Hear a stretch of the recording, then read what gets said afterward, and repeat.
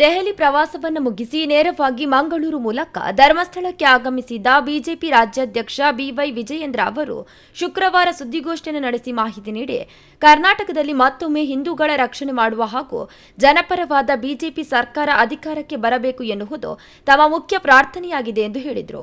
ವಿಧಾನ ಪರಿಷತ್ ಚುನಾವಣೆಯಲ್ಲಿ ಬಿಜೆಪಿ ಅಭ್ಯರ್ಥಿಗಳಾದ ಲಿಂಗರಾಜ್ ಪಾಟೀಲ್ ಮತ್ತು ರಘು ಕೌಟಿಲ್ಯ ಅವರು ಜಯಗಳಿಸಿದ್ದಾರೆ. ಆದರೆ ಈ ಚುನಾವಣೆಯ ಸಂದರ್ಭದಲ್ಲಿ ಪಕ್ಷದ ಶಾಸಕರಿಂದ ನಡೆದ ಅಡ್ಡ ಮತದಾನ ತಮಗೆ ಹಾಗೂ ರಾಜ್ಯದ ಲಕ್ಷಾಂತರ ಕಾರ್ಯಕರ್ತರಿಗೆ ತೀವ್ರ ನೋವುಂಟು ಮಾಡಿದೆ.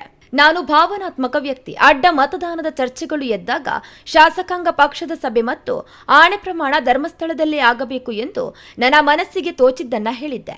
ಆದರೆ ಪಕ್ಷದ ಹಿರಿಯರು ಧರ್ಮಸ್ಥಳದ ತನಕ ಹೋಗುವುದು ಬೇಡ ಎಂದು ಸಲಹೆಯನ್ನ ನೀಡಿದ್ದರು. ಇಂದು ನಾನು ದೇವರ ಪರಮ ಭಕ್ತನಾಗಿ ಈ ಕ್ಷೇತ್ರಕ್ಕೆ ಬಂದಿದ್ದೇನೆ ಎಂದರು.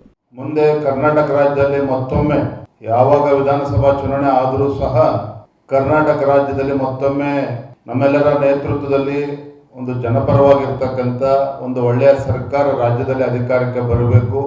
ಹಿಂದೂಗಳ ರಕ್ಷಣೆ ಮಾಡ್ತಕ್ಕಂಥ ಒಂದು ಒಳ್ಳೆಯ ಸರ್ಕಾರ ಬರಬೇಕು. ರಾಜ್ಯದ ಸರ್ವತೋಮುಖ ಅಭಿವೃದ್ಧಿ ಆಗ್ತಕ್ಕಂಥ ಒಳ್ಳೆಯ ಸರ್ಕಾರ ಬರಬೇಕು. ಆ ನಿಟ್ಟಿನಲ್ಲೂ ಕೂಡ ನಾನು ಪ್ರಾರ್ಥನೆ ಸಲ್ಲಿಸಿದ್ದೇನೆ. ಆದರೆ ಚುನಾವಣೆ ಸಂದರ್ಭದಲ್ಲಿ ನಡೆದಂಥ ಅಡ್ಡ ಮತದಾನ ನನ್ನನ್ನು ಸೇರಿದಂತೆ ರಾಜ್ಯದ ಲಕ್ಷಾಂತರ ಕಾರ್ಯಕರ್ತರು ಬಹಳ ನೋವನ್ನು ವ್ಯಕ್ತಪಡಿಸಿದ್ದಾರೆ, ಬಹಳ ನೋವನ್ನು ಅನುಭವಿಸಿದ್ದಾರೆ.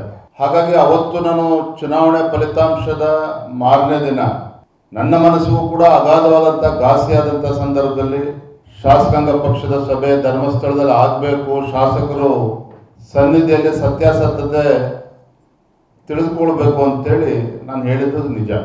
ಅಲ್ಲಿಂದ ಮುಂದುವರ್ಸೋದು ಬೇಡ ಅಂತೇಳಿ ನನಗೆ ಕಿವಿ ಮಾತನ್ನು ಹೇಳಿದಂಥ ಸಂದರ್ಭದಲ್ಲಿ ಅವರೆಲ್ಲರ ಮಾತಿಗೆ ಗೌರವನ ಕೊಟ್ಟು, ಆದರೂ ಕೂಡ ನಾನು ಈ ಕ್ಷೇತ್ರದ ಒಬ್ಬ ಪರಮ ಭಕ್ತನಾಗಿ ನಾನು ಬಂದು ದೇವರ ದರ್ಶನವನ್ನು ಪಡೆದುಕೊಳ್ಬೇಕು, ಮಂಜುನಾಥೇಶ್ವರ ಪ್ರಾರ್ಥನೆ ಸಲ್ಲಿಸಬೇಕು ಅಂತ ನಾನು ಬಂದಿದ್ದೇನೆ. ಈ ವೇಳೆ ಮಾತನಾಡಿದ ಅವರು, ಡಿಕೆ ಶಿವಕುಮಾರ್ ಮತ್ತು ನನ್ನ ನಡುವೆ ಯಾವುದೇ ರೀತಿಯ ವ್ಯವಹಾರಿಕ ಸಂಬಂಧವಿಲ್ಲ. ಅಪಪ್ರಚಾರ ಮಾಡುವವರಿಗೂ ಭಗವಂತ ಒಳ್ಳೆಯದನ್ನ ಮಾಡಲಿ ಎಂದು ಹೇಳಿದರು.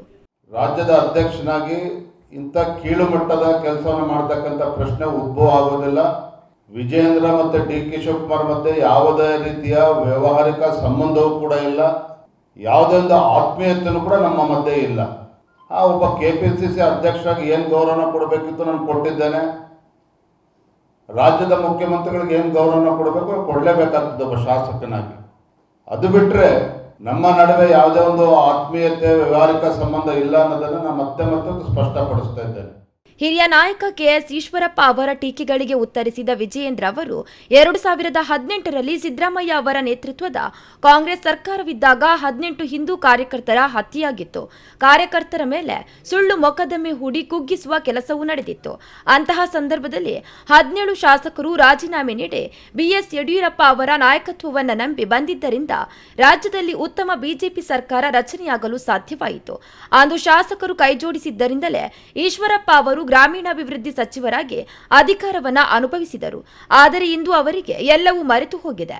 ಕಾಂಗ್ರೆಸ್ ಪಕ್ಷವು ಬಿಜೆಪಿ ಶಾಸಕರ ಬೇರೆ ಬೇರೆ ಹೆಸರುಗಳನ್ನ ತೇಲಿ ಬಿಡುತ್ತಿರುವುದರಿಂದ ಸ್ವಕ್ಷೇತ್ರದ ಕಾರ್ಯಕರ್ತರು ಶಾಸಕರನ್ನ ಅನುಮಾನದಿಂದ ನೋಡುವಂತಾಗಿದೆ.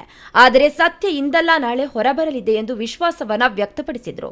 17 ಜನ ಶಾಸಕರು ಇವತ್ತು ಕೆಲವರು ಕಾಂಗ್ರೆಸ್ನಲ್ಲಿ ಇರಬಹುದಿಲ್ಲ ಅಂತಲ್ಲ, ಆದರೆ ಅವತ್ತು ನಮ್ಮ ಜೊತೆ ಕೈ ಜೋಡಿಸ್ತಕ್ಕಂಥ ಪರಿಣಾಮವಾಗಿ ಒಳ್ಳೆ ಆಡಳಿತನೂ ಕೂಡ ನಮ್ಮ ಭಾಜಪ ಸರ್ಕಾರ ಕೊಡೋದಕ್ಕೆ ಸಾಧ್ಯ ಆಯಿತು.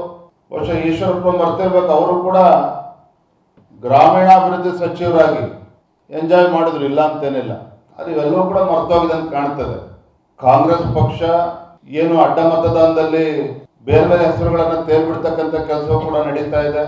ಅದರಿಂದ ನಮ್ಮ ಶಾಸಕರುಗಳು ಕೂಡ ಬೇಸರ ಆಗಿದ್ದಾರೆ. ಅಷ್ಟೇ ಅಲ್ಲ, ಶಾಸಕಗಳ ಕ್ಷೇತ್ರದಲ್ಲಿ ನಮ್ಮ ಶಾಸಕರನ್ನು ಕೂಡ ಅವಮಾನ ಮಾಡಿಕೊಡ್ತಕ್ಕಂಥ ಸಂದರ್ಭ ಕೂಡ ಸೃಷ್ಟಿಯಾಗಿದೆ. ಖಂಡಿತ ನಮ್ಮ ಪಕ್ಷದ ವರಿಷ್ಠರು ಎಲ್ಲವನ್ನು ಕೂಡ ಗಮನಿಸ್ತಾ ಇದ್ದಾರೆ.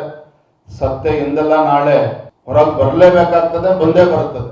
ಈ ವೇಳೆ ಮಾಜಿ ಸಿಎಂ ಡಿವಿ ಸದಾನಂದ ಗೌಡರು ಅಡ್ಡ ಮತದಾನದ ಬಳಿಕ ಕರೆ ಮಾಡಿದ್ದರ ಕುರಿತು ಕೂಡ ಪ್ರತಿಕ್ರಿಯೆಯನ್ನ ನೀಡಿದ್ರು.